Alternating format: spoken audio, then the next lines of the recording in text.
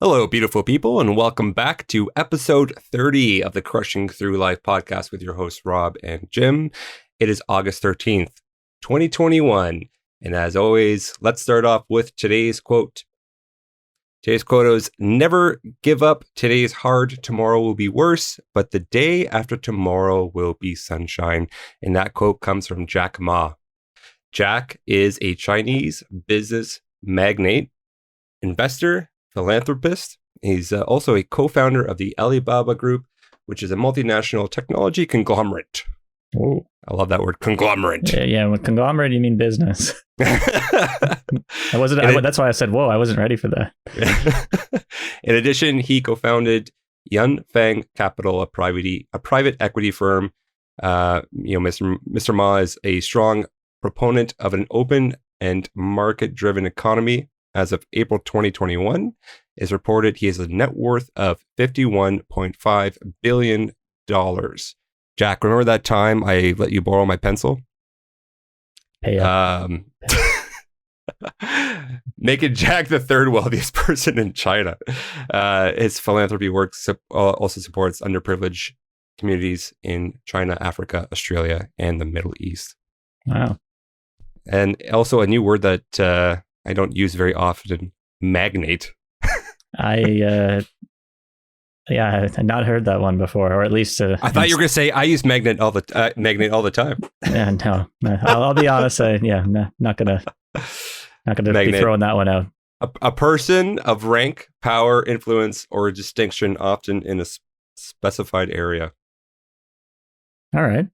There you go. He's the go-to person. Buddy, we missed last week's episode. We did. That was, mostly my doing. Things at work were a little bit hectic. So I apologize to everybody. I did also want to say it's Friday the 13th today.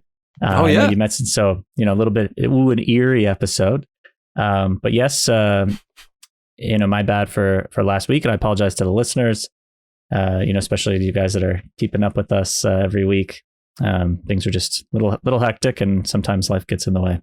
You know what happens, man. We don't get paid to do this yet, so sometimes we just can't bang out an hour and just record this.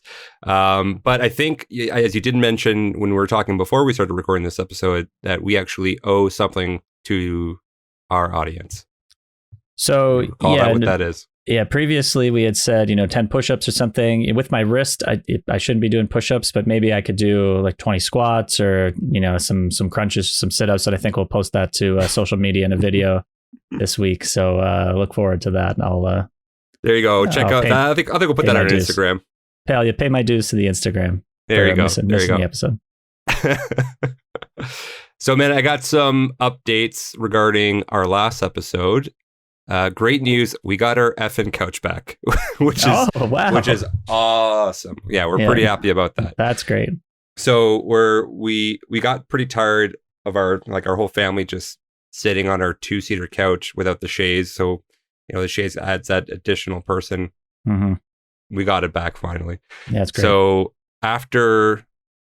it's been, like I said, November. They took it for 2 months. They were supposed to only have it for 2 weeks for repair. They couldn't repair it. They ended up shipping us a brand new chaise, which I guess is good. But because of COVID and the delays and all that, it's just maddening right now what's happening in the furniture industry. The backlog is just too crazy, and which is totally fine. I totally get and understand. But my main issue was when I was dealing with the people that are running the show there at this big box furniture store. I wasn't getting any sort of update, no emails, no calls. That's the frustrating part. That was the most frustrating part. A good result overall. Like having a brand new one is amazing. But yeah, had they just told you that to begin with, or at least stayed to, hey, we haven't forgot about you. Like, those types of emails, you can just, I'm sure they're, copy paste, and you can just be like, hey, can we check in on this account? And then be like, copy paste an update. Yeah. Like, we still don't know, but we haven't forgotten about you. Blah, right. blah, blah. I don't know. It's tough. But that's exactly. That'd be perfect. Even if they said to me, your couch is coming in December, I'd be like, great, I'll wait then. no problem. Obviously it's frustrating, but yeah. But which is also pretty cool about this whole scenario is that the warranty paid off. You know, we were neglected to purchase the warranty that came with our couch, and sure enough, it paid off. Well, that's good. Took almost a year, but yeah, it paid off, which is awesome. When we got our couch, which I think was like last December, I believe you had convinced us to get the warranty, or maybe the Scotch Guard thing, and you're like, oh man, like here's mine. You send a picture of it because I send a picture to the group, right. Like, what am I going to do with this thing? And you're like, buddy, it's so good, and it's still unopened in the closet, as I knew it would be. But Jess was like, oh, it's only $20, and like, although it's, you know, that's kind of nothing, it's still like, are we ever gonna use this thing? That's hilarious. And funny that you mentioned that. As soon as that chaise came into my house and I opened it up, I used the Scotch Guard to protect it. Well, because I have a 4-year-old who likes to eat on the couch, and you know, I guess it's one of those things. Like I get, it's like that makes sense, right? Where we don't have one of those to worry about at this time. So well, you're talking to a 4-year-old right now who does come over to your house from time to time. You should probably think about Scotch guarding your couch next time before I come over. I don't remember where we let you sit, even though like actually, well, we had to stand to play Mario Golf. But yeah, you're absolutely right. We should have Scotch guarded the moment we knew you were coming over. I'll remind you next time before I come over to your house. We might just do it anyway, so that you can come over. Now you're free to come whenever you like. So dude, I open up the chaise, right? Once they deliver it. And sure enough, one of the leg pieces it's like a plastic foot of the 4 feet that are on the chaise part of the couch, just absolutely smushed and crushed, and it's just garbage. Man.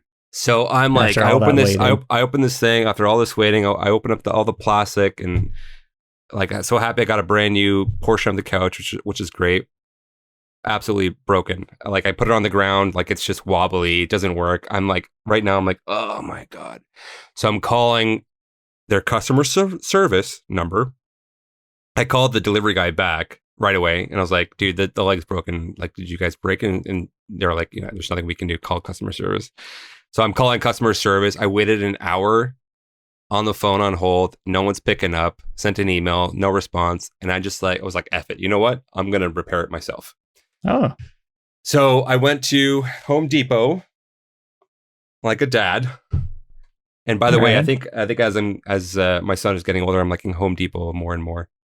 I think it's just a dad thing. Yeah. So I go to Home Depot, I buy epoxy and crazy glue. I repair the thing myself, and then I just wrapped it in Gorilla duct tape and put a new screw in it. Perfectly fine. So fix it myself. There you go. I hope it holds for you.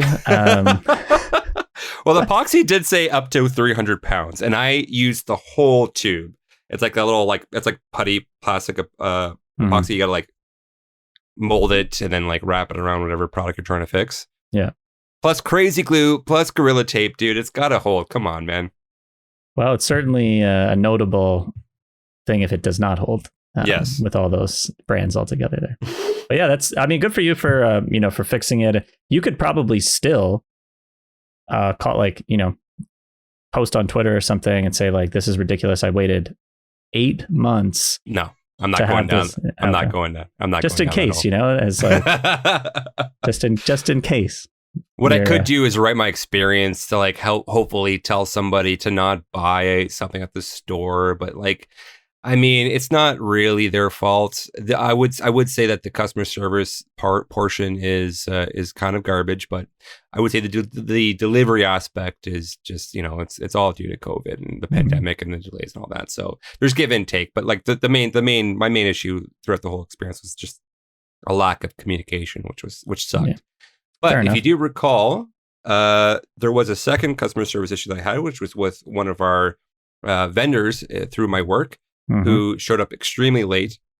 I got an email the day after that occurred, For those that don't know, like I was waiting on a technician to come to repair a part for my at my work on a server. Supposed to arrive within a 4-hour time frame. Arrived like 10 hours later. I got a customer survey about that particular case, and I wrote like a horrible thing about like their lack of creating a case on time and taking the proper notes. The technician had terrible notes that I told the customer service technician who's writing down the notes. Lack of detail and all that.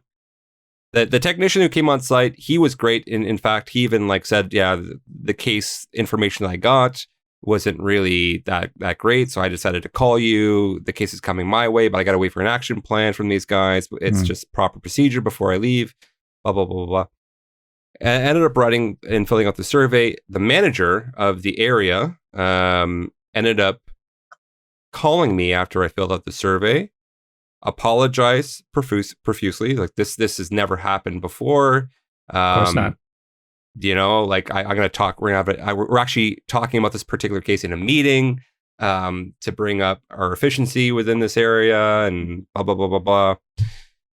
So I was like, wow, that's pretty cool. Then she sent me an email, which was another follow-up email. And then after that, the technician who I worked with, who was a great guy, he was fantastic. There was no problems with the technician. It's just that the whole like case to dispatch took way too long. Yeah, you got home at 3 a.m., you said. Yeah. And I was supposed to be home at like 9:30, 10, you know. Yeah, that was at the latest. Yeah, like, at the latest. Even he called me and followed up and you know, said that they're working hard to not have that again. So that was really cool. So and I recall mentioning that to you in our previous episode, is about if you want to provide good customer service, and you know, this does stem in our department too, because we work in an IT department, is follow up. You know, even if a customer or a client or an employee has an issue and you try to resolve that issue, even if you did resolve that issue, follow up with that person, because like that gives that little sense of like onerous that you care about that particular case or that particular person. Their issue's resolved. It's not happening the next day. Or also, if you don't know the answer, that you tell them at least you're going to do some research and get back to them and update them when that research takes more time, right? Yeah, I like that he took ownership of it as well, to check in with you, because like you said, it wasn't, you know, if there was an issue with him, I think it would be different, but they were probably like, you know, can you just check in? Obviously, we don't want whatever he did to have, you know, something happen again. And now you guys had a bad experience and you have to call these people that you just had a nightmare situation with. So, you know, obviously good ownership on his part to but also like follow up and, you know, check in anyways. Like, you know, most companies should do that if they have the time. But like you said, it was backed up, so that, you know, that kind of above and beyond customer service sometimes gets, you know, it's not the top priority. The top priority is the next case, because everyone's got endless cases right now. So, you know, the fact that they are taking time to do that, good for them, or at least apologize. Especially because I'm not sure how it is in your business, but, you know, if something goes wrong the next time, like if you're going to have to call the same people, you want to know that you're being taken care of properly and not have to go through this mess again, you know, or possibly look for somebody else to hire to do that. So yeah, for sure. And I would say it's good retention, right? Like based on the fact that they're following up with me, they're telling me that they care about this case, and that they're gonna fix whatever internal issue happened or occurred to make this issue not happen again, if it ever were to. You know, that makes me want to stay with this particular company for their support, right? And you know, I don't want to sound like I'm complaining too much, but this case was a critical piece in our server that, you know, if our server, it was still running at the time, but we couldn't manage it. And if something were to die on that server, we didn't have remote access to fix whatever problem it was. Yeah. And this server is running a very critical application in our company. If it were to go down, then it would be a really, really big mess. It would be really bad, right? So it was very, very high stress. Yeah. And then, plus the fact that, you know, the contract that we do pay for this company to provide support for us, you know, it's a lot of money, right? So we expect good service. So that's good. That's good. Yeah. I was happy with all that. Good resolution then, kind of. Yeah, good resolution for sure. Just wanted to update you also about selling my car. So, I ended up posting my vehicle on Auto Trader and Facebook. Okay. I ended up getting one interested gentleman who came and checked out the car, took it for a test drive the other day. I had the car, and I believe, it's a good valuation at a certain price. He talked me down via email before even he bartered with you. He bartered with me via email before viewing the vehicle or test driving it. You probably have to expect that, right? Like on a marketplace. Yeah, that. Like you can't just put a price in. 100%. But it was like my absolute lowest I would ever go. It was like my bottom cut, like anything below this number. And he picked it. He picked my bottom cut number. It's like anything below this number, I can't. Like he's just ripping me off or whatever.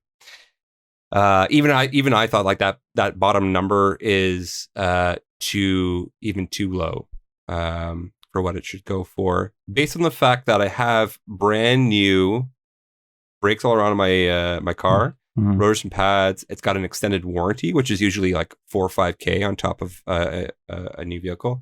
And another warranty, which I actually just found out after dealing with him, that I forgot I purchased, which was paint, rust, and like upholstery coverage. Oh, so how long, like a warranty like that? How long is that good for? I've never owned a car. The extended warranty is good up to 10 years or 200,000 kilometers, whatever comes first from the purchase of the vehicle. You haven't done either of those. So I haven't done either of those. So there's lots of time still left on that warranty. And the upholstery coverage and body paint coverage is lifetime of the vehicle, but the surface rust is, I think, up to 6 years since the date of purchase. And you have a 2018 or 2017? 2017, but I bought in 2016. That's when the new model but came out. You're still good then. Yeah. It's still covered for sure. So anyways, he test drove it, told me his price, and he just, for whatever reason, he loved the car. He loved how clean it was. He loved how I showed him all the records, showed him all the maintenance, was a very, very nice guy. And he just, he didn't like the way the paint looked. It's got swirls on it. And, I'll tell you now, and for any car enthusiasts out there who are looking to purchase a new car, and I think it's pretty much common knowledge, but maybe it's just me being lazy. Don't take your car through a car wash, because the car wash will ruin the gloss of your paint. It'll make your car look kind of crap over the years, like with swirls and fade and all that with your paint. He didn't like the way it looked. And the main reason why my car looks like that, it's a used vehicle. I bought it in 2016. There's going to be swirls on the car. You're not buying a brand new car. Come on, buddy. Yeah. And B, I did take it. I'll give it to maybe in his defense. I did take it a lot to the car wash, because I have like a car wash subscription, because we live. You've said that before. We live in Toronto, right? Like it's, we have winters, and I was afraid of rust, right? So like I always didn't like salt on the bottom of my car, because I wanted to maintain it for the longest time. Mm-hmm. So maybe the frequent car wash trips, ruined the paint a bit. But anyways, he came back with me with a lower number than originally said on the email. And, I declined. I said, this is kind of my cutoff date. And he said, okay, no worries. Good luck in your search. I said, okay, I thought that was it. Then he texted me back. And he comes crawling back. Exactly, which was so funny. Exactly 24 hours. It's like he had a timer on his phone. Exactly 24 hours after he came, he's like, all right, buddy, this number, and, you have a deal. And I was like, you know what, man?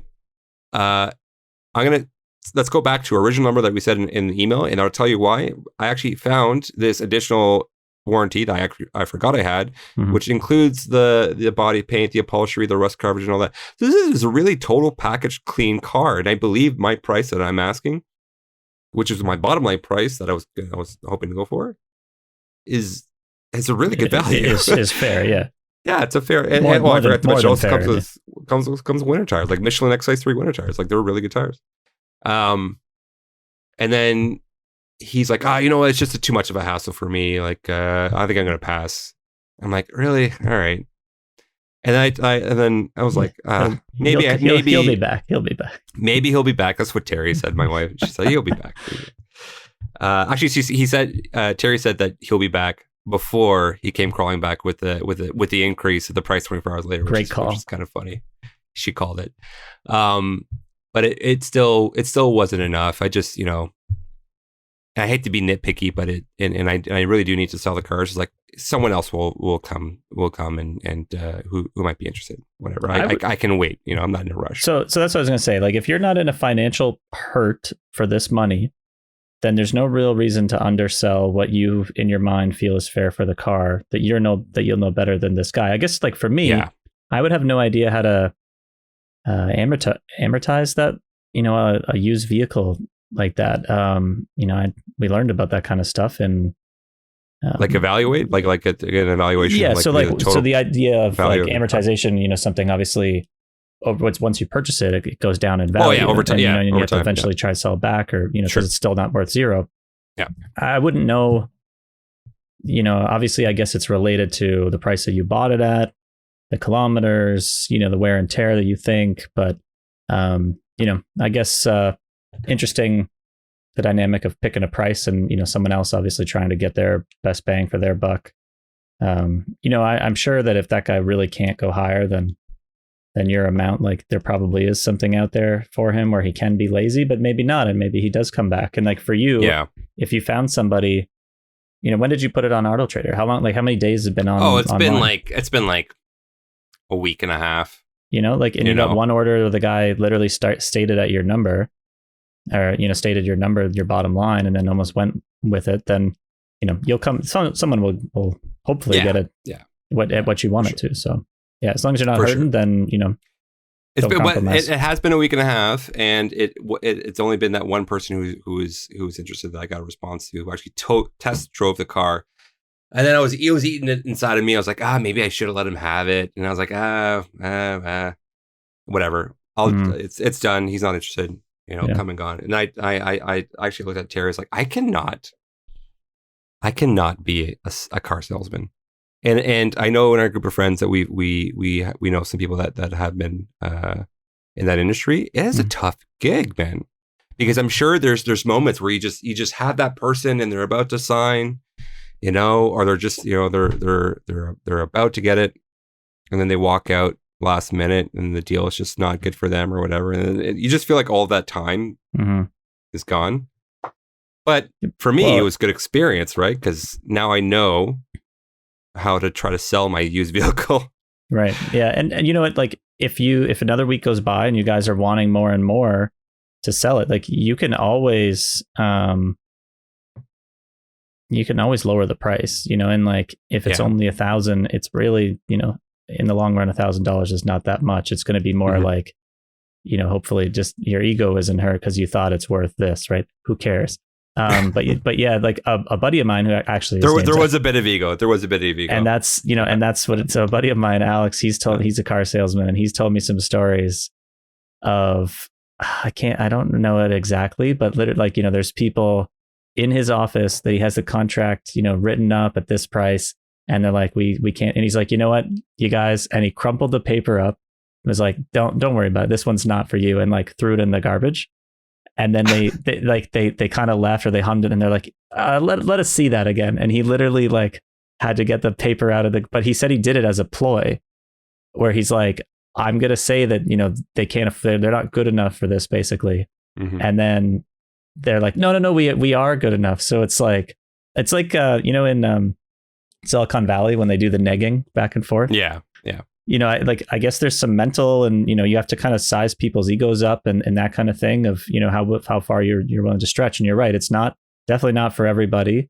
You have to have the right kind of temperament, I think, to not get frustrated with people, because it is obviously a big investment, every time, whether you're leasing, buying in cash or, whatever. So it's But anyway, some of the stories he could tell you are pretty funny with that kind of thing. I'm sure like a lot of sales jobs are like that, but like especially car salesmen. Like, yeah, next time I see him, I'm definitely gonna ask him for some of those stories. That's pretty funny. Yeah, and that gets me thinking too. It's like we did this the communication after we saw each other in person through via text, right? It's all text back and forth. So I was always wondering, like, maybe if I called him, I probably could have had a voice-to-voice chat where maybe I could have talked him into it. You know, you get all these like sales tactics in his mind, like in person.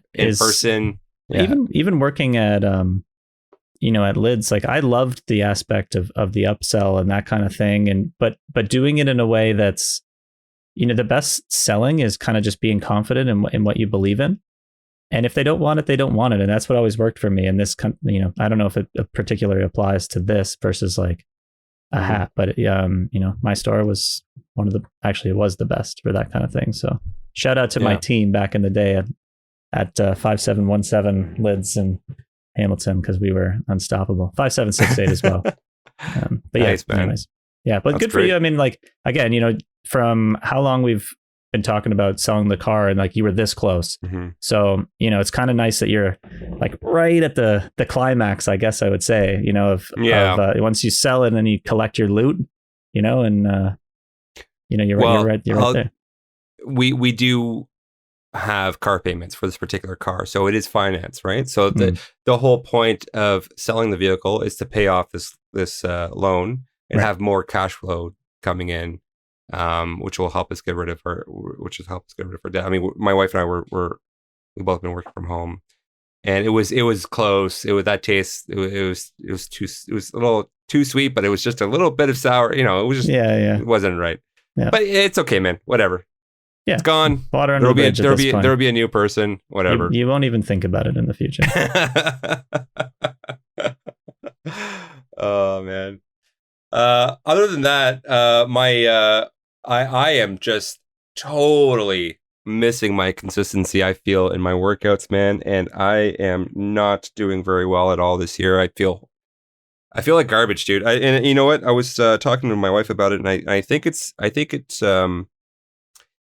I've noticed my productivity has just been really kind of going up and downhill. And I'm not even talking about work. I'm talking about like my personal life as well, and my personal goals. And I just feel like I'm not all there. And I researched this a little bit, and I feel like I'm a little burnt out from work. And what I found that really worked for me, when I felt like this was, you remember when we did that challenge for a month and I had to get 10,000 steps? That was all done through walking, right? And I want to get back to that where, even if I can't do a workout, at least get 10,000 steps or do an hour. That's like an hour of walking, right? And I've stopped doing it. Maybe it's because of the weather or whatever. I could complain that, sure. But, it's something that I'm missing in my life right now, is that consistency in my workouts, and I just feel burnt out from work. I'm kind of like, I need a break. And it's funny that I'm saying all this now because I'm going on vacation this week. That's right. So, I was going to say, for what you're describing, where, life's just kind of going by, and you're working, maybe you're tired, you can't seem to get a rhythm of working out, or even family life, or even after, if weekends are kind of busy because it's the summer, and it, like, a lot of the times I have the mental side of me always says, sleep when you're dead type thing, because I want to spend time with people, like, especially now that, restrictions are not as, well, they're opening up, right? Like, we're in stage 3, and, things are getting a little easier to do outdoor things and hang out with people, family, that kind of stuff. It's really tough to get in a rhythm or a routine when you're just out and about all the time. And then you're home, and like, I'm sure it's chaos with work. And then, you're trying to still hang out with your son and also time with Terry, and you don't have time for yourself, or and then maybe you're too much on yourself and you don't have time for your family, like it's a lot of chaos. And sometimes you just need to like take a day, literally be a slob, take a deep breath, that kind of thing, just be a couch potato with your family. Or, I'm sure like this weekend is going to be the perfect, kind of reset point, I think, where you can still enjoy the last, couple months that we have of the really warm weather. Try and get it and set some, like we've talked about on here, like set some small goals for yourself where, if it is 10,000 set, I try to do 5,000. I'm at I checked after you, when you're saying that, I'm at 6,300 right now. Yeah. I try to get an average, like even if it's not, you could do, let's say 50,000. Like a half an hour walking, right? Like or 50,000 steps a week, where just because you don't do 10,000 one day is not a failure, because then maybe, you go out with the family and you do 12 or 15,000 in a day. And the other day you did 6, like now you're still at 21K for those 2 days. It's not like the other one's a failure if you have a week goal as well. And like, I think we have this, both Fitbits, so you can definitely set it up for that. But yeah, I would say, and that's where in the past, I feel like I can get depressed, that I feel, life's slipping by and I'm not in control of it. And that's, pre-workouts, but I'm trying to actually, it's funny that you say that. I'm trying to have a better workout routine. I'm probably 3 times a week, but then I go golfing, or I actually played tennis this week, so I'm doing more outdoor stuff, which really helps. But I think I want to try doing 5 workouts minimum. And then maybe, a walk, like definitely walks with Jess multiple times a week, which hopefully I've already done a workout by then, but I'm at least getting my steps in for that kind of thing. But that's, that's sort great, of, man. Sort of where my head's at. But I can get being burnt out in the summer, because there's times where, there's a couple actually. So even this past weekend, my dad was over on Sunday night, and then I was golfing Monday. And then Tuesday, I had lunch with him. He stayed, stayed over again, and it was awesome to see him for that long. Normally, actually, we do a cottage weekend in August, as you probably know, because that's when all of our group of friends also goes to a different cottage without me. So, yeah. So, anyways, instead of doing that this year, other people, I'll never ever not bring it up when I get the chance. But yeah, so I mean, anyways, it's obviously it's great to see him, and we already did a cottage, but now I got to see him for another couple days, and we had a really nice dinner with Jess. We watched a movie called The Guard. With Jess hadn't seen it, so that was great. Nice. three of us watching that, so it was really fun. But again, there wasn't a lot of time to myself. So like the next day, and it's go. It's really tough. I feel like I get home, and if I sit down for 5 minutes, then I'm finally with Jess, and it's like our time, and I'm just passing out, and I feel guilty for that because I can't be with her in the moment, and or I don't feel like working out or whatever. So it's definitely a thing in the summertime. I guess in a good way though. Like for me personally, it's a lot of memories that I have, which is what I want. But I know that there are days where I need, as I get older now, I need more rest days than I previously did. Yeah, so there's a couple of things to be said about that. I think there is an importance of work-life balance. Mm-hmm. And then I also think there is an importance of realizing and noticing burnout, and then taking vacation time, where you just need that time off, whether it's a week, 2 weeks, whatever. Or what you could do, I don't know if you have vacation days allotted to you. Some people are different. They have their hourly versus hourly. You get like every Friday off in the summer month, and then you have like long extended vacations, which break up monotony and all that. But for me, I'm really looking forward to this week. I have a weekend away at a resort up north, which is kind of like a cottagey type of vibe, with my family and my brother-in-law and his family. So that I'm really looking forward to that, because my son and their daughter are nearly the same age, so they're both really excited to play with each other. And just to have a couple of nights where I'm not at a computer is going to be fantastic. Take a break from that. Try not to look at my phone as much as possible. Yeah, that's a big one too. Yeah, yeah. And then after that, I think I mentioned in the previous episode, I bought a city pass for Toronto. So I have 5 attractions that I'm going to go check out with my family. We're going to spend 2 weeks up at this cottage area, come back and have a week where we're going to do little day trips, right? So we're going to go check out the CN Tower, Casa Loma, Ripley's Aquarium, the Science Center, and I'm missing one. Oh, the ROM. Okay, Royal Ontario Museum. That's a solid 5. And you were saying, so when you were telling me, I was asking if the zoo was in there, but I think you said you've already, been there, done that. It's a little bit more. So the zoo is an optional ticket on your 5th choice. So you can either choose the zoo or the Science Center. Okay. So we've been to the zoo a couple of times. We're gonna pick the Science Center, I believe. Although we have been hearing things about the Science Center not being fully up to date. It's kind of old and outdated, and a lot of exhibits are closed off because of COVID. So we're not too sure yet. We haven't really decided what we're going to do there. We may end up going to the zoo. I don't know. But yeah, this City Pass, for those who don't know, citypass.com. It's not just Toronto. There's a whole bunch of different cities, New York, Chicago, etc., where you can buy a one-stop shop pass for a bunch of very popular attractions for a discounted price. It's a really good deal, a really good website. So we're really excited to do that this week, and it's gonna be fun to do that with him because my son is starting school in September, going to JK, so he's starting school for the first time in his life. So it'd be fun to get that time in with him before it's not gonna be at the house anymore, yeah. So yeah, well, and also he has such a thirst for more knowledge. So that's why it would be a bummer if the Science Center isn't open to its full capacity. Because the thing is he wouldn't know that it's not, right? So you could still take him and I'm sure he'd have an absolute blast, but there's a lot of cool things that I specifically remember about the Science Center when I was younger that, I didn't enjoy other exhibits so much, as others, but, I'm sure he would still have fun. And you were saying, the CN Tower is something he wants to go to because he's always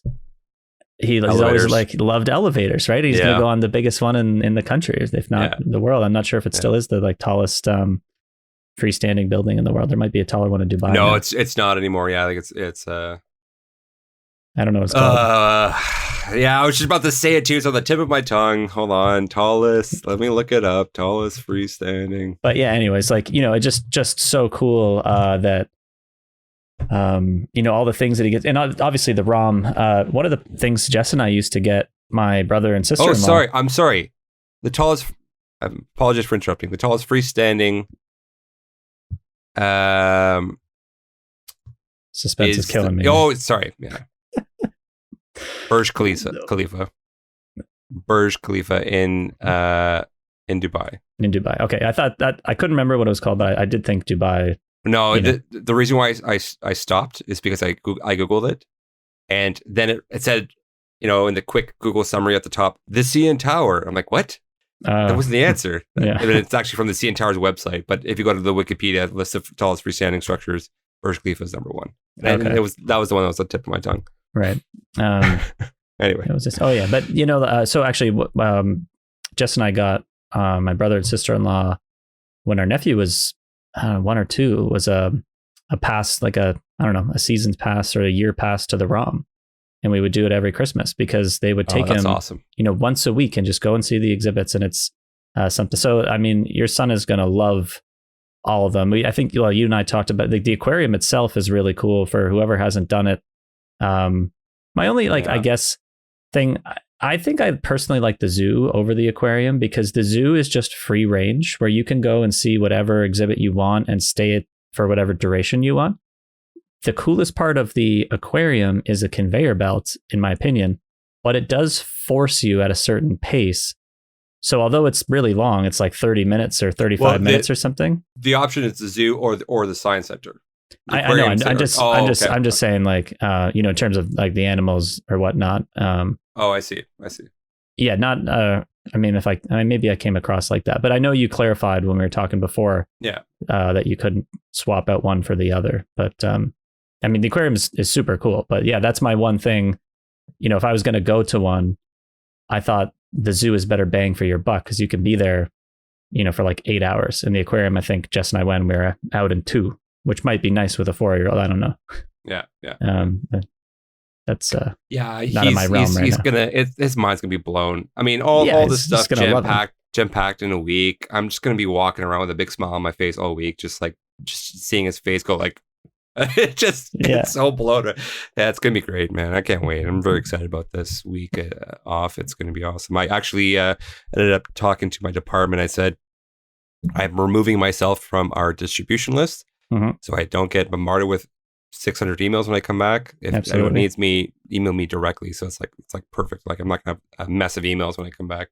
Yeah, good for you, because that'll be the toughest part, right? Is actually letting go. Because I'll tell people sometimes, hey, I'm on vacation, but I don't tell everybody, and then I'm getting messages, and it's in my head, and it's tough to not think about it, and I think that's so again is not going to help you fully reset like you need to. So, hopefully this vacation for you is great and gets you back to, back into a rhythm when you come back. And, like I said, smaller goals, there's nothing to be ashamed of. You can't do what you were once doing. And even having said that, your number is still 30 higher than mine. Like you've worked out one more month than me in the year.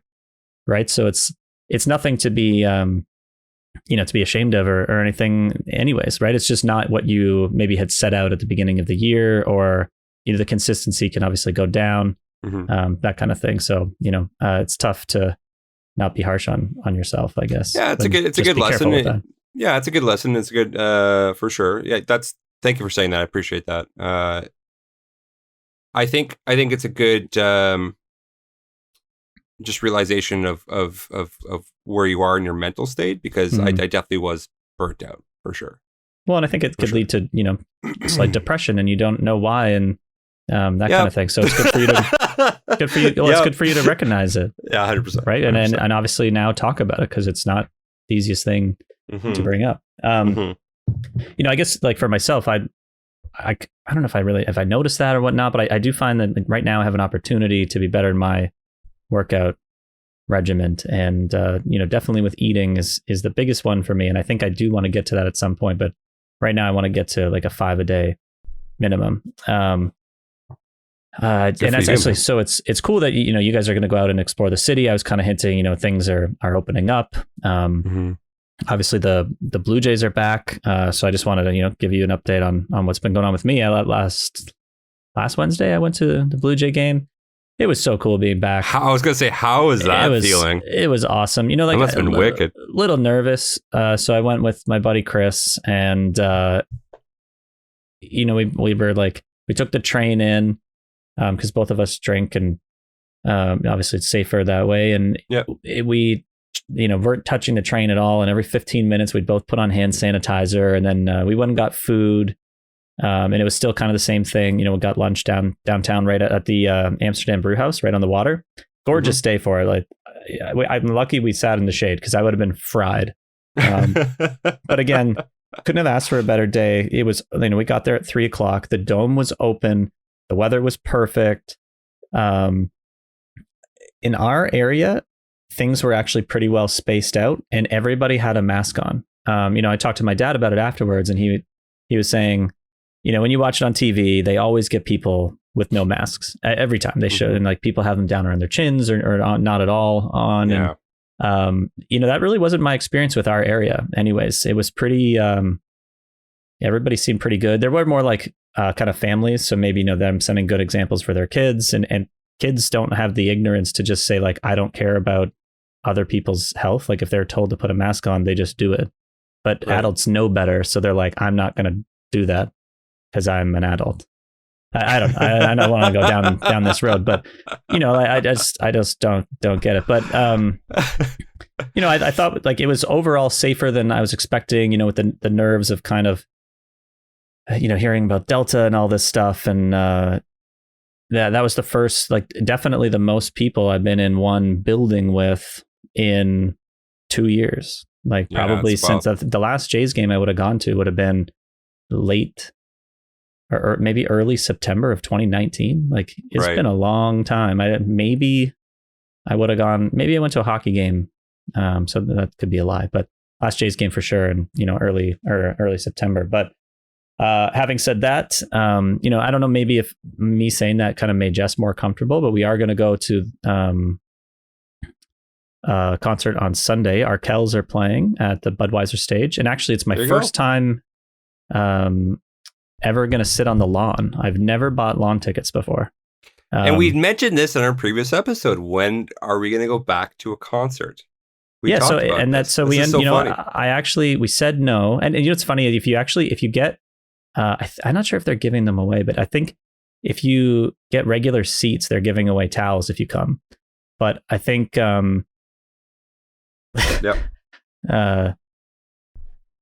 Well, who doesn't like a free towel? I guess they partnered with No Frills or something. So they're like, but it's gonna be sweaty. You got to make sure you have a towel. Always. And I looked at the weather. It's supposed to be amazing. But yeah, again, I guess Jess is a little less nervous the idea of sitting in or standing on the lawn versus kind of trapped in there. And it's funny, my dad actually had the opposite point of view, where he thought that he feels better in there rather than like cattle herded into the lawn. And honestly, we did pick this day because looking at the seats, there were so many tickets left available, and this is a week before the show. So maybe it fills up, maybe it doesn't, but the other ones were sold out basically. So mentally, at least, little less intimidating, I guess, but very, very exciting. To see them in action. I'll tell you, I would have been right there with you guys if it wasn't for me going away this weekend. That sounds like a blast, and I've never seen. And I've always liked their music. I've never seen the Arkells live before, and I'm sure they're amazing. So good, great, fantastic Hamilton band. Yeah, I loved their live performance during I think it was the Juno Awards. Knocking out the door, like that. That is so. I remember watching that live, and I got chills, man. I was like, wow, that was sick. The pyrotechnics and all that. Yeah, powerful song. So now they I don't think they used to do it, but basically once they wrote that song, they've almost toured with the brass band backing them up. So every song, kind of comes in, and even now they write it with that in mind. It's a lot more powerful. They're so big. I feel they actually continue their momentum really well through COVID, but they were becoming, in my opinion, like one of Canada's, biggest bands at the time. And it was a very unfortunate circumstance for everybody, obviously, but for their trajectory of where they could be, in Canada's, I don't know, top artists. And, but they just bring the energy. The lead performer, his name's Max. The guy was born to do it. And I love people that, and it's going to be cool. I think I saw them post on Twitter. So their first concert is probably actually happening right now, on the Friday. Nice. He said it's been 600 or something days since our last show. Like, how many days has it been since your last show? And I can't imagine, I think that's why the first 2 days, the first day probably sold out in a second because people are just itching to get back and see them. But, the energy that he's going to have this weekend is like, this is what he was born to do. So it's going to be so exciting to see them play. Yeah, that's great. Yeah. That reminds me of another Canadian band who just got demolished by COVID, and they were just uprising and coming. There's this like heavy metal band, screaming band called Spirit Box. It's female front vocal, and they're amazing. I thought for sure you were going to say either one of our bands or Alexis on Fire. That's why I couldn't keep a straight face. Oh my God, that's perfect. I like that you said that though. That's amazing. Yeah, Alexis on Fire. Yeah, they really had a tough time after their 40th breakup. COVID really didn't. So Spirit Box, I've never heard of them. They retired eight times. Yeah. Spirit Box. It's like a heavy, really heavy band. But I like them a lot, and they're from Vancouver, and they sound awesome. And they just started touring again, and Limp Bizkit was one of the headliners for a show, and they actually opened for Limp Bizkit. And they posted on social media like, we're so excited to finally be playing a show, and we're opening for Limp Bizkit, which is really cool. So funny. Yeah, it's really cool for sure, because they're like, Spirit Box is like, they're our age and early 30s. So you'll have grown up listening to them, right? Exactly. But like the two differences in those two bands is just wow. anyways, they're really awesome. Everyone who loves heavy metal music, they're really digging their vibe. Great feedback, but they just got hit with COVID, man, and then they were just coming onto the scene, and they're about to do this big tour, and they just got kiboshed. So, happy So that sad. they're back. Yeah, I've been following them a lot recently, so it's always cool to check out new music. But yeah, man, I can't wait to go check out a concert. Love live music, and I hope that we can do it all together as with a bunch of our friends, because that's what we usually do, right? I know. We'll check out live music in Toronto. I've missed it. So yeah. All right, man. I think we'll wrap it up here, guys. Thank you so much for listening to our podcast. This has been episode 30 of the Crushing Through Life podcast. If you enjoy our show and would like to follow us for more, check out all of our sites at linktree.com/crushing through life. That's linktree.com/crushing through life. Our Instagram is also at crushing through life. And I guess stay tuned to check out Jim's push out. My punishment. Is it squats? I don't know. I was going to say push-ups, but squats. Yeah, I'll see what I can do. I'll come up with something, and I'll make it worth the missed episode. Make it up to you guys. All right. Thanks, All right, guys. buddy. Nice talking. Take care. Later. Bye.